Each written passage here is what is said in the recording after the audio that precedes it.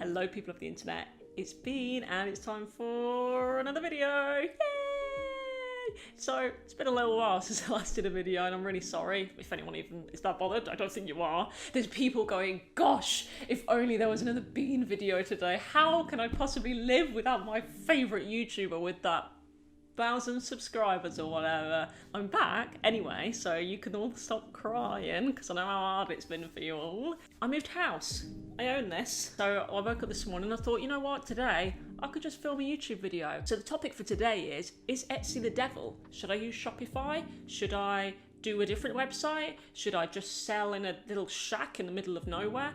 We're gonna work it out today and what's the best solution for you. If you don't know me, hi, my name is Bean and I own a store called Dipstick Store in the UK. It's handmade jewellery, it's all cute, nostalgic, fun stuff. You can check it out in the link down below if you fancy. But I've been running that business for around 2.5 years, as well as running a few random little businesses on Etsy. So I feel like I know Etsy pretty well and I feel like I know business stuff pretty well. I'm also just a big fan of small business, like that's where I spend most of my money, so I feel like I kind of know what people want as a customer as well. So really the biggest issue with Etsy is the thing you'll always hear about, it's the fees. Gosh, those dang fees. So I want to break it down for you on what those fees actually are and how bad they actually are, and show you some of my fees so you can get an idea of how much we're talking here. Really individually, they don't look like a lot, but when you're adding them all up, you suddenly realize that they are kind of a lot. So you are charged 0.20 USD per listing. And when you make any sale through Etsy, they take a 6.5% little bit for themselves.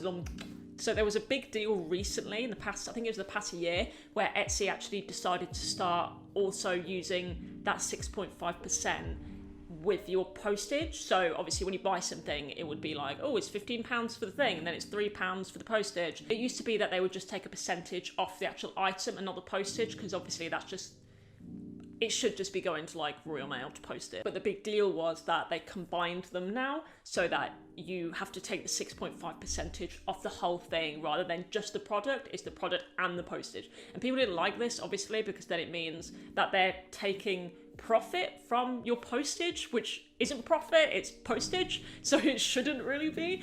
But in a sense as well, I kind of understand, because people could be like, oh, because the fees are high, I will make my item, say I've got an item for £20, it's £18 for the postage and it's £2 for the product, like kind of mess with it a bit and then not get charged the full 20, just get the percentage taken on the £2. So I kind of get that, to be honest. Doesn't mean it's right, but I get it. So there's also some processing and transaction fees as well. So I'm gonna quickly pop up one of my, what do you call it? One of my little statements from Etsy, and you can have a look at how much they actually take once everything's added together. This is my personal statement from January, and as you can see, I made 118 and 90 pence, but Etsy took £27.44, which when you look at it, is actually quite a lot.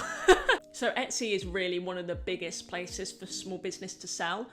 So they kind of, from a business perspective, they kind of had to either really look after their designers and store owners and small business owners, or they should make more money. And they are a $12 billion company, so that probably kind of answers the question for you. I had some of my own problems with Etsy in the past where they were very, their customer service sucked. I'm gonna say that, it like sucked as a seller. I had a big issue with Etsy taking a large amount of money.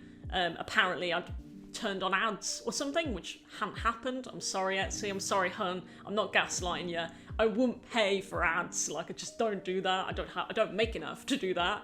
Anyway, they charged me for that. I didn't get any sales from the ads or anything, so I was like, why have I been charged for ads? I didn't click this. And they were like, well, we're keeping your money, so cry about it. So their customer service was kind of like, was a bit atrocious. They do tend to be there more for the buyers as well than the sellers, which I've heard a lot from other small business that I've spoke to, where they kind of have a bit of favoritism for the buyer, and obviously they want to look after the buyers and make sure that they have a really good experience and feel like they're safe on Etsy as well. So the sellers kind of get, you know, you'll be all right. This also makes a pro for Etsy because they've looked after their buyers and their customer audience so well. that people really trust Etsy. People love Etsy. And if you're signing up and making an account on there and selling things, your customer audience, they're pre-made, they're there and they're waiting. So for that, they're really good. We could say Etsy is like a supermarket, like Tesco. I flipping love Tesco. I love Tesco. I have a great time going there, looking down the bakery section and having a great time. I trust that Tesco will provide the best product. I trust that they won't poison me. I trust that they won't scam me because it's Tesco. I trust Tesco. So if you made a lovely basket of muffins and you sold it in Tesco, I'm already there for food. I'm here. And I like muffins. And I might get some today. So you didn't have to spend a lot of money on ads. You didn't have to give me an annoying television ad or a YouTube advert that keeps playing constantly. I'm looking at you, Wild. Why are you playing it all the time? By the way, I've used your deodorant. Kind of sucks. I can talk about that another time. This has nothing to do with anything. But Wild isn't any good. And they put ads on everything. It doesn't help. Your product is already in the best place. It's presented to the audience. And they're there for your muffins. Now, if you had a little bakery down the street, Papa's Pastries. I don't know what's going on in that bakery. I can't see a little health and safety sign. You've not hung it up properly. I can't see it. It's difficult to enter the shop. It's confusing. Will I get scammed? Is there food poisoning occurring in here? Is it actually a front and you're making money from selling drugs to the elderly? I don't know what you're up to. So which do I trust? The random shack or Etsy? Tesco. I'm probably gonna go into Tesco because I flippin' love Tesco. So I hope that kind of explains it, because although Etsy is more expensive for the fees, etc., it's already presented to you a lovely handful of people who are already looking for what you sell. But also, scratch that, reverse it.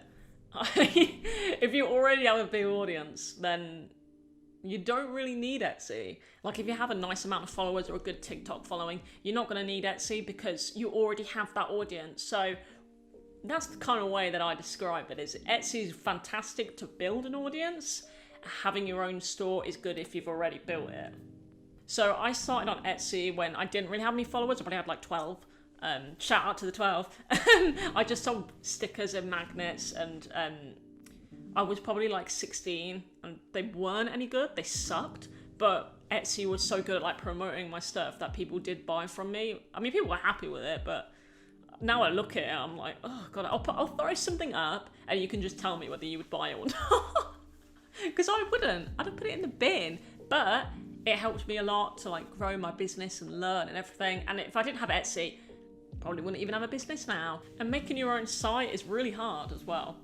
For some people more than others. I'm not a very technical kind of person, so I didn't know what the heck was going on. Shopify is great for that, by the way. Like, they have some really nice pre-built templates, but it's a heck of a lot easier to set up an Etsy.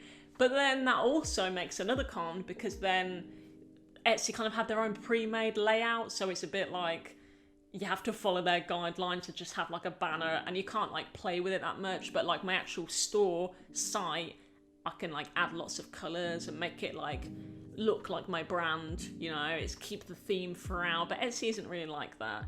And you have to think as well that when people buy from you, you kind of have to be careful with it, as people just feel like they're buying from Etsy and may struggle to remember your name and your brand. So they might just be like, oh, where do you get that? Oh, I got it from Etsy. And it's like not like, oh, where did you get that? Oh, I got it from Chameleon's little tiny chameleoncars.com.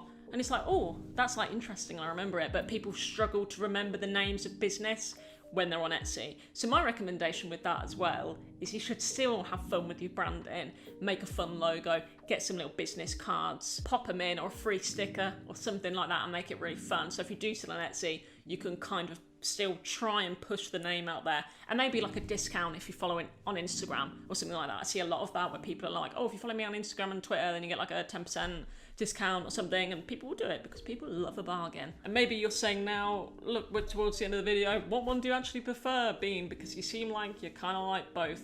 And the fact is, I do like both. Etsy's really good because I feel like it's advertising to more people, so more people would find my stuff. It was even better when I was doing more of the fan art type things, because people would be looking for give me a thing, I can't think of anything in the world. Why can I think? I'm really looking for Wellington boot fan art, and I would have a Wellington boot keyring, and I'd be like, oh my god, I'm its biggest fan. But this is, heed my warning. Some brands are they get really upset with fan art. So if you think like, I'm gonna make my whole shop about like Adventure Time, be careful, because Fid and Jake might come for you and eat you alive. But if you do little bits of fan art, it can be good, because it's a really good way of advertising, because people are already searching for it. I find Etsy's good. My prices are a bit more on Etsy, because I like to use Etsy as advertising, that if people see like one of my stickers and they're like, hey, I love that, then they might read my description, which says like, oh, if you want more stuff and cheaper, then here's my site. Because there's nothing wrong with that. You can send people over to your site on Etsy. There's no rules against that. So maybe they'll go, oh yeah, that's a good idea. Let's shop on the site instead. So then I've just got more people on my website without really having to do too much. So I hope that was helpful. Probably wasn't. Probably just rambled for like 10 minutes. But I really want to make this channel more about the small business stuff. Because I love small business and I love helping people with their small business. So I'm going to try and get into more of a schedule of doing this. If there's anything specific you want me to talk about or investigate, then please let me know, because I'll do it probably.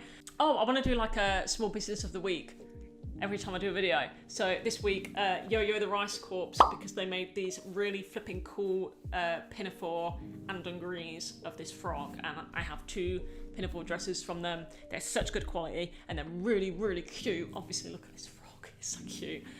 So they're the small business of the week. Go and check them out, I'll link them down below. And if you want to be next week's small business, leave a comment and maybe I'll have a little look and pick you. Okay, that's it. How do I end the videos again? I forgot. Thank you so much for watching. With that being said, enjoy the rest of your day, your night, your evening, whichever time zone you're in. Remember to stay hydrated, get plenty of sleep, and love yourself always. Goodbye.